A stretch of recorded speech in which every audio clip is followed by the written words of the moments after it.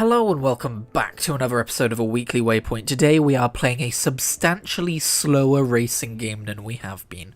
For those of you just checking in, we've just come off of a Wipeout series retrospective. If you're interested in that, there is a handy dandy playlist in which I have isolated all the Weekly Waypoint episodes where we are doing that. I did promise a follow-up retrospective, but I have not decided what series we're going to be doing it in yet.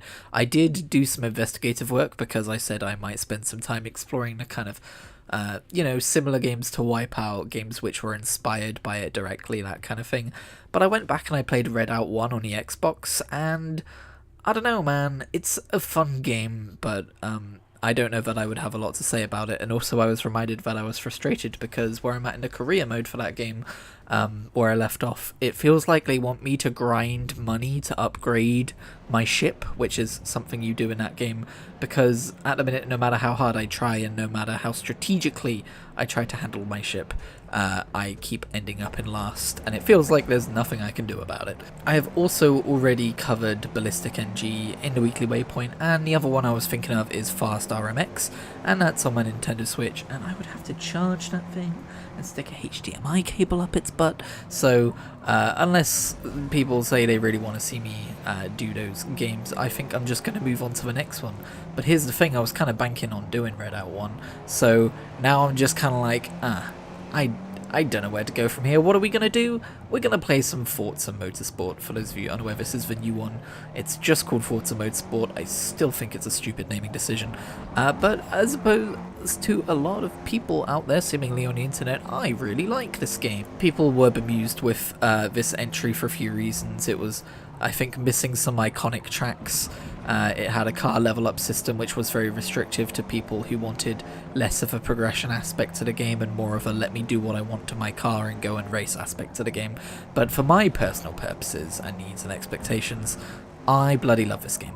We're not just playing it because I didn't know what else to play either, it does also tie into something I'm going to talk about a little bit later. In fact, why wait? Let's talk about it now. I might be on the cusp of discovering a new hobby, a new interest, a new thing to put on my belt of things that I enjoy, a new trait to add to my personality. Oh, actually, before I go too far ahead, I should add I am racing driver tires on the highest difficulty, which isn't something I normally do. I'm trying to get used to doing it, and therefore that's why I place myself so high in the driver grid. As you can see, I will be well challenged throughout these two races I'm showing you. Anyway, sorry, didn't mean to tease you like that. The thing that I am growing an interest in is Formula 1, of all things. Now, just to give you some background, I am not a competitive person, I am not a sportsy person, I do not enjoy football, I do not enjoy the rugby, I do not enjoy the tennis matches, nor do I partake in the golf. And as everyone knows, that's all the sports. Closest I've ever been to feeling, like I'm enjoying a spectator sport is when Overwatch League first launched, and me and my friend Reese, we followed it for a little bit, and I chose a team and he chose a team, and when they faced off, we met up, we bet an Overwatch competitive skin on who would win, and we watched a match, and it was like, I was like, oh shit, this is why people like football and stuff, I'm really invested in this is really cool. Promptly fell off of that, so clearly I was invested for a short amount of time, but yeah, I'm kind of, I'm not there yet with Formula 1. I'm still very much like, I saw like the last third of a race. It was on the telly, I sat down and I watched it and I went, oh bloody heck, this is pretty good, isn't it? For those of you who do know the sport, it was the latest Formula 1 match, I believe. Is it called a match? It's not called a match, it's called a race. It took place in somewhere. Oh no, I've forgotten the track. I knew it at the time. I was like, hey, I think I've raced in that one before. But there was a lot of dueling between Max Verstappen, I don't know how to say his name yet, and another guy whose name I don't quite remember. I'm extremely new to this, but the narrative, the emergent narrative of these two rivals and what happened with that, I'm not going to spoil it because I know some people watched them late, but how that all shook out, it was really gripping. And I kind of liked Formula 1 as a kid in terms of like, yay, race cars go fast. I like it when race cars go fast. I make race cars go fast on my PlayStation 1. My how times have not changed. But mostly we would just stick it on in the background while we went and built Apollo 15 out of tents and stuff. I had a good childhood. I was very lucky. I feel like I'm one of the only people among my friends who can make that claim. But yeah, we would go to space, and in the background there would be Formula 1, so that was cool. Anyway, this is the first time I actually paid attention to a race, and so I was looking into it. I was like, what would it take for me to follow Formula 1 as a sport? Like, just dipping my toe into the waters, you know? And unfortunately, it's not so simple. While in other parts of the world you can get a subscription to something called F1 TV Pro, at least that's the name here in the UK, I think, even though you can't really get it in the UK. I don't know, it's confusing. And that's where you can like watch all of like the live races as you would expect. Here in the UK we have a thing called Sky Sports, and Sky Sports like to strike exclusive deals and then charge out the goddamn wazoo for their service. So all we've got is the regular F1 TV, which basically means you have to wait like 2 days before the VOD of the race will go up, which is probably fine for me because I'm not following Formula 1 yet, but I imagine if I were to get into it and get into the narrative and follow people who talk about it and stuff, it would quite quickly become annoying, dodging spoilers, etc. Also, there's that whole watching it live element, isn't there? That being said, there is a race at Silverstone this weekend, I believe, on Saturday at 2 PM my time on Channel 4, which is a thing... Sorry, hairball. That's a thing I can watch. I hesitate to say for free, but it's a thing I can watch. And so, if I remember, I will be there. You know the whole meme of no matter what, I will be there? I'm not quite on that commitment level yet. If I remember, I will be there. Otherwise, here's what I've been using my F1 TV subscription for, because I did subscribe, because it's like £2 a month. They have a pretty solid back catalogue of not only races, like full replays of races going all the way back to the 1980s, they also have like this almost documentary style series of like how, you know, because in the 70s I guess they didn't record all the races, so it'd be like how each year went kind of thing, and the overall narrative with racing. And I've been watching through them. I've watched 1970s, 71, 72, and I'm like halfway through 1973. They're like 45 minutes each, and despite some outdated asides, happenstance bits of commentary about the lovely ladies, etc. Oh, while our racers are enjoying the race, these lovely ladies are looking forward to the ball on the weekend. Ooh, isn't this guy's widow looking nice? I'm like, oh, okay, sure. This was made in 2004, this particular documentary series. Other than that, it's a really good kind of retelling of events, even though there's not all that much, like, sit down and watch the race going on. And I think I know the sequence of events that led me here. I think I'm going to blame the Olympics. And you might be like, Christian, there's no Formula 1 in the Olympics. At least I assume there's not. I don't exactly follow it. But no, I think when I caught some of the Olympics, I saw some kind of like, you know, bike racing of like them going over dirt tracks and like some BMX stuff. And I was like, oh, hey, it's kind of fun to root for a particular person and watch them compete. You know, that's not a thing that I normally do, but it was fun to watch it in the Olympics. And then the next thing that happened is I got recommended a video in my YouTube algorithm, which was this brilliant video that I should go and find out who made it. It was this brilliant video by Summoning Salt called The History of the Mario Kart DS World Champion. And that's one of those videos that I look at and go, I'm not interested in that. And then I keep looking at it and I go, oh, go on then. And then I watch it front to back, which isn't really a phrase for YouTube videos, but I'm culturally appropriating it from reading. That's also not how the phrase culturally appropriating works, but get off my back. If you haven't seen that video, it has got 1.7 million views, so chances are some of you have. It's a brilliant video, and again, it tingled that part of my brain. I was like, oh, it's really fun kind of like learning the names of you know, drivers, for want of a better term, and seeing them kind of outdo each other, even if we're not like specifically watching replays from start to finish,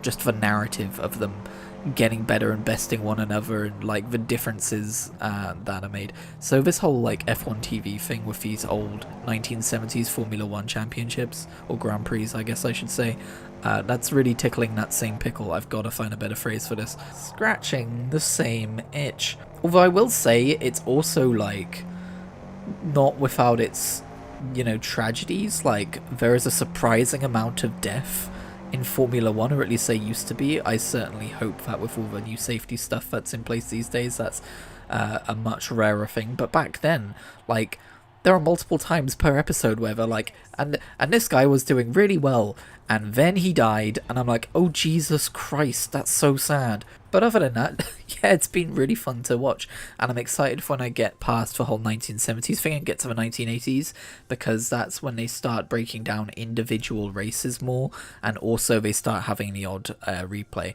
And I don't know that I've got time to watch through 50 years worth, or I guess 40 years worth of Formula One race replays, but it could be a fun thing to slowly work my way through while I'm also on the other end of it, kind of getting up to speed with how things work nowadays and what's going on nowadays and who are the racers and the companies and the cars to watch out for nowadays. So yeah, is this going to be a lasting imprint on my mortal soul, if such things exist, or is this just a temporary hyperfixation? We'll find out together. But I'm reminded of when I started to realise just how much I loved learning about history. This has kind of got the same feeling to it. So yeah, this might be a whole thing. But enough about my potential new hobby. What about the one that I've already got? What video games have I been playing this week? Well, as you may have seen from Adventures Within Azeroth, I've been playing a metric arse ton, I believe is the technical term, of World of Warcraft. I've been talking about this the last 2 weeks, so I'm not going to linger too much on World of Warcraft, just to say I've been continuing to enjoy the pre-patch.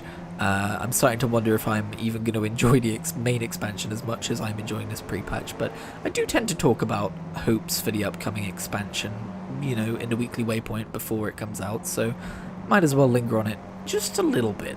The upcoming expansion, The War Within, is the start of a World Soul Saga, which has Chris Metzen behind it, because they're going to start taking the story seriously, and I still have many doubts about the efficacy of such a endeavor. Fucking hell, who do I think I am today? Someone's going to be like, hey, yeah, that grammar doesn't entirely work out, and you're just trying to make yourself sound smart. No, I'm not trying to make myself sound smart, I just trip over my own vocabulary. I know too many words and I'm not intelligent enough to use all of them, so actually, yeah, I guess I agree with you. Anyway, I am looking forward to The War Within. I've got a tingling sense of excitement for Friday night when I get to come home from work, start my weekend, and play The War Within. But when I think about the story and the zones, maybe it's just because I've played too many WoW expansions at this point, and I know it's not always going to feel like Christmas, it's not always going to be fun to level through, so maybe I've been burned before. But yeah, I'm kind of in that phase of like, I'm excited for the idea of a new WoW expansion, I'm not necessarily excited for The War Within. That being said, having played all the stuff that comes with 11.0, the pre-patch minus the actual expansion itself, I am now starting to get a little bit curious about hero talents. And, you know, I've heard not thrilling things about hero talents, but nevertheless, I'm interested to see how they affect my character builds, and if they're going to feel different between choice 1 and choice 2, if it's going to feel thematic enough to really be able to lean into like, oh, I don't even know what the hero talents are, I haven't been paying attention to the beta, but like a Keeper of the Grove Druid I think is one of them, right? I'm interested in the zones. I do worry a little bit it's going to feel a little too, despite their best efforts, it's probably going to feel a little bit too, oh, we're underground all the time, but hopefully it'll be fun. Every now and again they talk about delves, or this new idea they've come up with where you're allowed to go and play a story instance version of the final boss of a raid, so you can actually tie up the story in a meaningful way without needing to be a raider, which is huge, and I think those are two features I'm going to enjoy. Delves definitely feel like they're kind of catered to someone of my style of gameplay speed. So yeah, looking forward to The War Within. Hope it's good. We'll get back to you with first impressions next week. The other thing I was going to say is, so you know how I have a long and sordid history, is one way of putting it, with Guild Wars 2, where I run into this game-breaking bug where I keep getting disconnected during story instances which have no checkpoints to return to, and it's like this really rare bug which affects a seemingly random number of people, which has never been fixed and has almost no workarounds, and I've tried for so long to fix it, and I really want to be able to play Guild Wars 2 because I bought so many story expansions for that thing. And also just because I really like what I've played of that world so far, and it's a bummer to not be able to do it. Someone reminded me that one of the workarounds for this bug, which I was too hesitant / frustrated to try, is to use a VPN. I would say, out of all of the forum posts I've trawled, and I would say that would be many, I would say about 70% of the people I've seen have said, oh hey, using a VPN fixes it for me. Not all of them, but enough of them to be like, I should probably try this. But when I think of a VPN, I think like, oh, I have to pay for that, and I'm not willing to pay a subscription to a VPN just to be able to maybe be able to play an MMO which is famous for not having to pay a subscription to play. But someone pointed me to a reputable free VPN, which the only downside of the free version is that you can't really choose which country it routes you through, which is a problem if you just want to use a VPN to access Netflix in different countries, etc. But for my purposes, it might work. So I haven't tried it yet, but I might give it a try. The reason I'm hesitant to is just because The War Within is coming out very soon, and I don't want to like plunge into another MMO right now.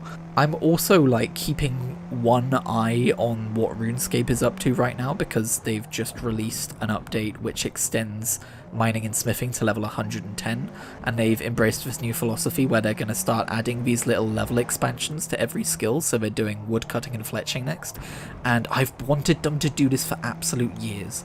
And when I left RuneScape free, I shouldn't say left, but when I last stopped playing RuneScape free, when I paused, it was not in a good place. It was looking like the game was dying. And now, catching up on the news, it looks like the game is in a really good place, and suddenly the developers are being really cool. I'm like, oh damn, the second I left, huh? Okay. So I'm also feeling the tug of RuneScape, but that's probably going to be more of like an September-October time thing. Guessing my fixations, I do usually tend to dip back into RuneScape around Halloween. But yeah, I'm excited to hear about what's going on over there. Oh, Christian, you came off a track, you idiot. Don't crash, you moron. I was second-guessing my handling because I knew it was being recorded. I would not have had some of these issues if I was just playing with like an audiobook in. Because by the way, this is a brilliant game to play while listening to an audiobook, as long as you're not like trying to be super competitive. Speaking of books, quick reading update. Should we do a quick reading update? Should we do like a book nook? A reading corner? I quite like the sound of that. That sounds quite fun. So, I guess to establish this then, I'm currently reading 2 books. I'm reading Towers of Midnight by Robert Jordan and Brandon Sanderson, the 13th and penultimate book in the Wheel of Time series, and I'm currently on chapter 18 out of, I think it's like 60 or something, so I'm about a third of the way through that book. And I'm also reading Ship of Magic by Robin Hobb, the first book in the Life Ship Traders trilogy, and I'm about 3/4 of the way through that. I'm looking at my bookmark from where I'm sitting. Oh, also, I don't know if I'm going to keep up with this, but I downloaded the Doctor Who magazine app because I've never cared about the Doctor Who magazine, and I thought, now there's something I could dip my toe into. And ultimately I did not end up getting a subscription, but I did see that they had an entire series where they go through like the production history of each and every Doctor Who episode from the first Doctor all the way up to the 12th Doctor. They're like $8.99 each, and there's like 90 volumes, so it's pricey if you want to get. It's fair priced, but just the volume of the amount of content makes it pricey if you want to get around to all of them. But the first one was £2, so I picked that up, and yeah, it's pretty cool. I just realized I haven't really gone back to it in a few days, so that might be a failed venture on my part, but hey, I can part with £2 to see if I want to do that or not. That's fine.